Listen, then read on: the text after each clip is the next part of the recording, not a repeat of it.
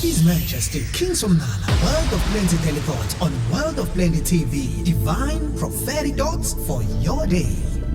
Well, welcome again to this special moment where I just share with you World of Plenty daily thought, divine prophetic thought for your day. Yesterday we shared with you a very important thing, what I call divine calling. Let's continue today with what I would call like part 2 of that, a continuation of what I shared yesterday. In the book of Jeremiah chapter 1 verse 5, before I formed thee in the belly I knew thee, and before thou camest forth out of the womb I sanctified thee, and I ordained thee a prophet unto the nations. So here is what I want us to see today.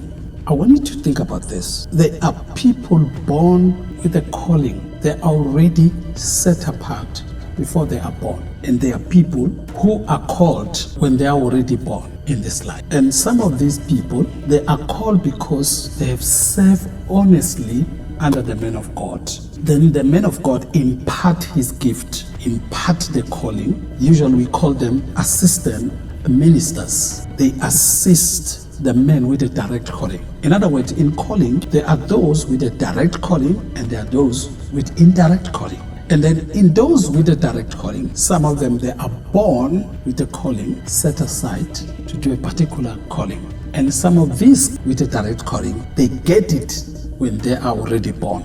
God called them. Maybe they are faithful in doing something and then God adds something into their life and he end up calling them into the office that initially he will not have used them into. In other words, when you are faithful to your calling, you will be given more. There are those who are born with a calling, meaning when you are born with a calling, you are born with it. You arrive with it on earth. When God formed you in your mother's womb, he formed you with a calling in mind. Usually there is nothing you have to do if you are born with such a calling, because it is God's choice. He chooses you to be that way. All the people with a direct calling, God usually changed their names according to their purpose, which is why personally I love the name Somnala. It is not my father who gave me that name. It is not me who gave myself that name. Abraham, before he was Abraham, was Abram. Then his name was changed from Abram to Abraham. Abraham, exalted father. Abraham, a father of multitude or a father of plenty. Isaac, his name was not changed because it was given prophetically. It was not a mother who decided. It was not a circumstantial name.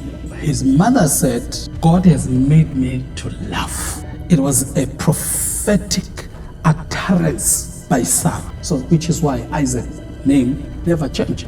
Now look at Jacob. It was a name given to him by the parent, by the family, through their observation. When God was calling him, mandating him now to his calling, he was called Israel, the one who is a prince with God, who rule with God, who have fought with men and fought with God and has overcome. That's what it means.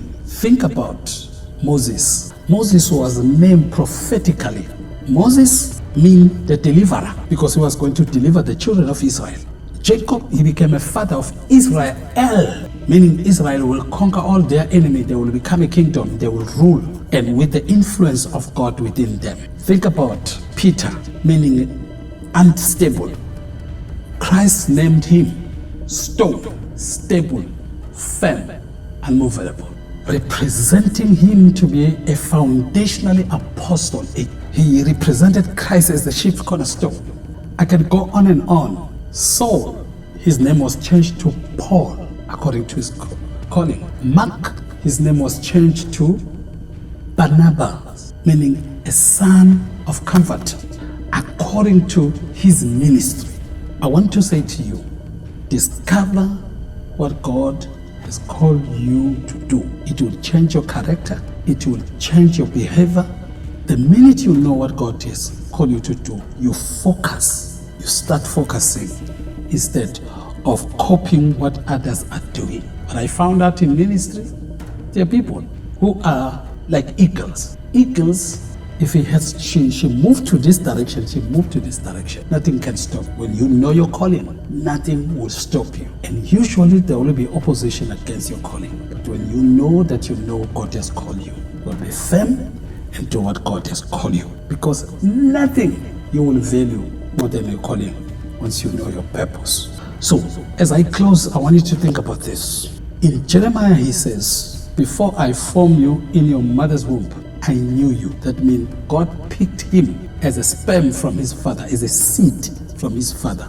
There were many hundreds, thousands or millions of sperm rushing to the egg of the mother of Jeremiah.